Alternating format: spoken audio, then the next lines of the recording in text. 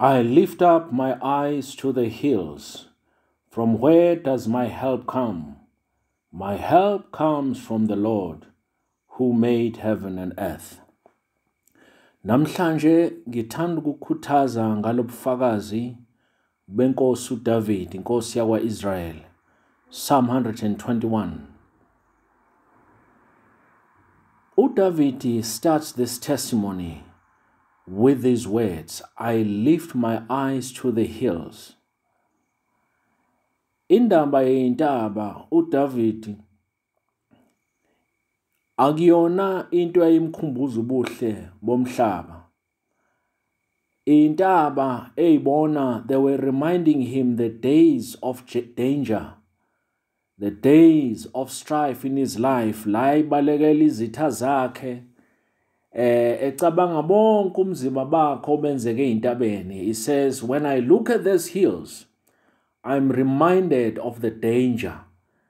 But at the same time, I'm reminded ukuthi usizo lwami ngalezo ikhathi, it came from God, the only God, the God who created heaven and earth. Lamhlanje, these days, skhathi esiphila kusona, our nation, the nations of the world, umhlaba wonke, is facing a greatest Goliath, the disease that is threatening to kill all people. It's threatening to collapse impilo yonke, economy. It collapses, seek to collapse the health system, seeks to collapse family life, everything. Abantu, they are full of fear. They fear to lose their jobs. They fear to lose their incomes. They fear for their family. Abanye lesisikhathi sibafica nje bavele bebe nezinye inkinga abangazi ukuthi bazozenza njani. Now, when they are facing ukuthi over and above lezi inkinga banazo, they might lose their jobs. The future is not known. Kudala inkinga. Some people cannot even sleep. Inkinga ezisho nje uDavid ezinjena zisho ukuthi abantu ababesakwazi ukulala. Inkinga enjena zithulisa ihubo. Inkinga enjena zenza kuphela umthandazo. Uze umuntu ethi angisazi nokuthi ngizothandaza ngiqale ngithini.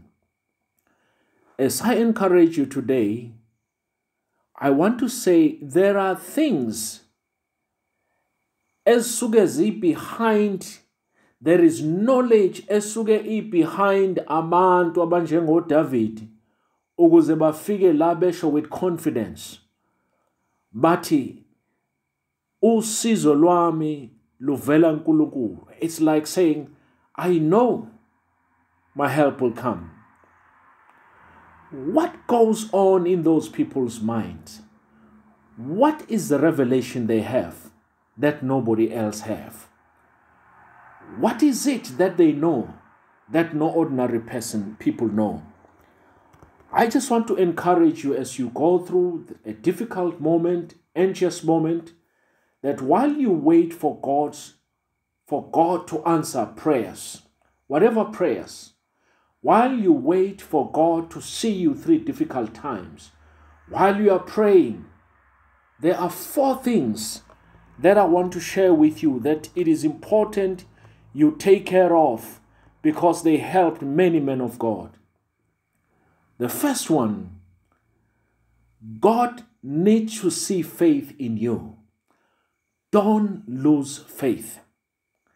Injongo kaSathane ngokuletha zonke inkinga esuke ilethe empilweni zethu, whether ziqondene nemali, whether ziqondene nama relationships ethu, whether ziqondene nempilo yethu, our health.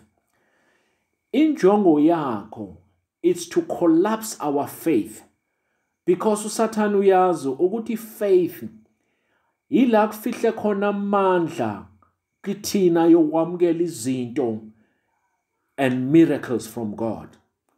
It is the reason why Jesus, every time ezophilisa abantu noma abantu becela kuyena, he would say to them, if ukholwa kuzakwenzeka. Ingakho futhi izwi lenkosi lithi ngaphandle kokholwa akukho kumthokozisa uNkulunkulu. Ongenako ukholwa akanaku receive anything from God. So in every situation odlula kuyona, don't allow God to take away your faith. Don't allow Satan to take away your faith. It is for this reason that Jesus told Petro ngelanga, what Petro, usathane unfunile ukuba nihlunge njengokolweni, but mina nginikhulekele so that your faith never fails. Don't allow your faith to fail. When everything else fails, faith that God is able to do it is something that you must keep. The second revelation that I know many men and women of God have come to understand is that sometimes God does greater things during the time when we wait for answers of our prayers than when we receive prayers. Sometimes our most powerful testimonies, bazalwane, are not when God is answering our prayers. The powerful testimonies are when we're waiting for God.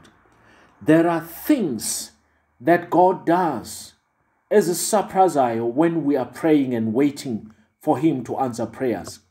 Ufakazi obukhulu bokusebenza kukaNkulunkulu kwenzeka sisalindele impendulo. So be careful that you are not so obsessed with wanting to see God ephendula into zakho and miss the blessing of what God is doing now, the grace that God is pouring now in your life at this moment, at this time. Ungakhathazeki kakhulu ngekusasa uze ungaboni uNkulunkulu ukuthi wenzani namhlanje.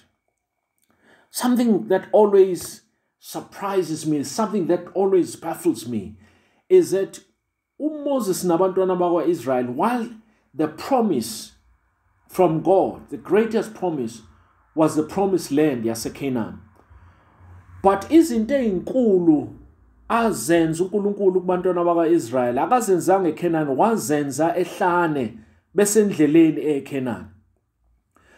We hear that Moses is the greatest prophet ever lived.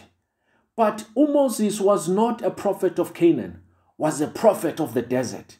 In the desert, that's where that's where people of God got to know about God better. Ingakho umhlabeleli aze athi uJesu lidwala ehlane la, because he was vision. uNkulunkulu wayemnikeza vision, wayemnikeza this revelation of God doing things in the time when we are going through difficulties. The third thing that I want to share with you, and a secret, learn to rest in His presence. When you are praying, when you are so anxious, waiting for God to answer your prayers, learn to be silent.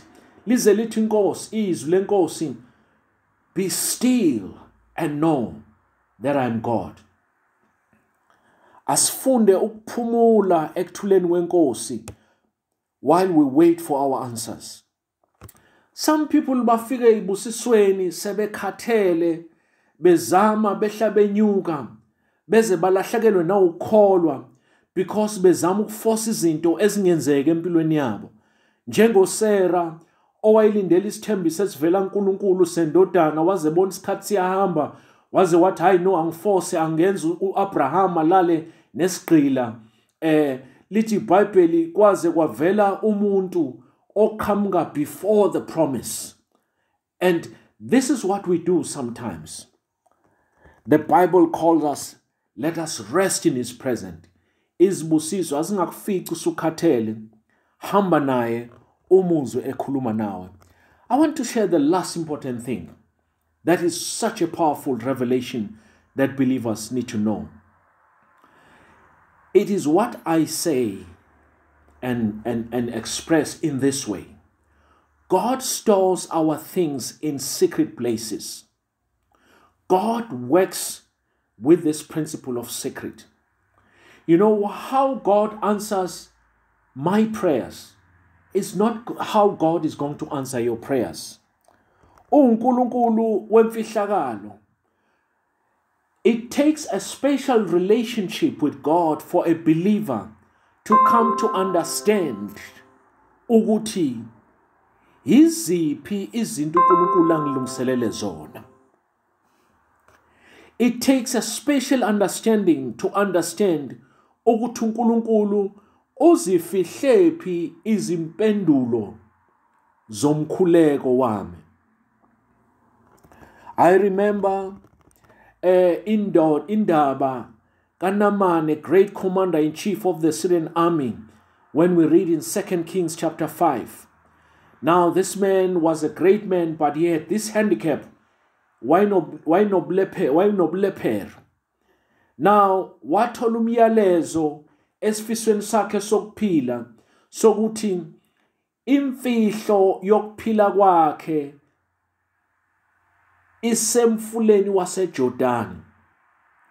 Now uNaman had to learn a very difficult lesson ukuthi uNkulunkulu efihla into yakho awuyithola anywhere except where God has placed the secret of your answer. uNaman uzuyakhala uthi kodwa ibingekho eneminye imifula ebengathola kuyona ukuphila. But the revelation from the man of God was that you have got to cross all rivers and go to this river Jordan. Noma ngayincane, but that's where your blessing is. And noma esefikile kule blessing, he had to dip himself 7 times before he received his healing. I have this understanding that by the time esazofika ku7, esethi sengiqedile, esebona ukuphila, wa-understanda, waba nobufakazi ukuthi namhlanje sengiyazi ukuthi imfihlo yezinto zikaNkulunkulu ayitholakala noma ikuphi, itholakala in a hidden place where God hides place. The second man that I want to share with you about, indoda uGideon. Indoda uNkulunkulu ayisebenzisa ukwehlula izitha zika-Israyeli ezayixaka u-Israyeli izitha zama-Midianites. Uma esemtshelile uNkulunkulu uGideon ukuthi ngizokusiza unqobe isizwa sama-Midianites, uGideon uza with 30,000 men azohamba now. And God's message is that these men are too many for me to rescue you. They look so well and capable before you, but these men are not the men engizokusiza ngazo, because uma unqobe ngalamadoda uzonqoba on the hope ukuthi amandla of 30,000 men. But I'm going to tell you how many men, who are the men that you are going to take. At the end, Gideon, he won his battle with only 300 men. Not 30,000, not 20,000. God said, the secret of my plan is not in 20,000 men. It's not in 10,000 men. It's in 300 men. God help you. God help you develop a relationship with Him. God help you come close to God, so that when you are so close, you will have a revelation ukuthi where are the secrets, places, lezinto zakho ifihle khona, because God has not hidden them anywhere. Wena ngawubona abantu abakhulu bathembile la izinto zakho zizovela khona, wena mhlambe ubona indawo ezikude ofanele uyihambe, you will be surprised ukuthi la uNkulunkulu ebeke khona izinto zakho iseyindaweni eyidelelekile. Maybe your answer is through somebody ongamfuni nongamthandi, but if that's where God has placed the secret as an answer to your prayers, this is where you're going to find it. May God give you guidance. May God give us the strength. May God give us the discernment. May God give us the revelation of where the answer of our problems is. He is able. He is faithful. He is an answer to every prayer. But may we hear His voice. God bless you.